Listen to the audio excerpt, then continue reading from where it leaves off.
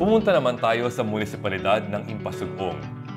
Marami ang namamangha sa ganda ng mga bundok at kapatagan sa Communal Ranch.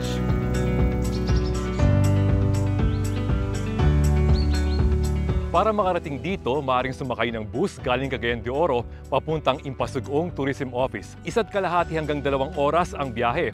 At mula naman sa Panica Tourism Center hanggang entry point ng Communal Ranch ay 15 minutes sakay ng bao o multicab.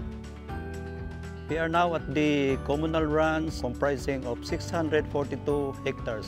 As of this moment, the entry fee is just 20 pesos and another environmental fee of another 20 pesos. You can also take advantage with the view kung gusto niyo magkaroon ng mga mansari, prenup, at any event. No? The view is very nice.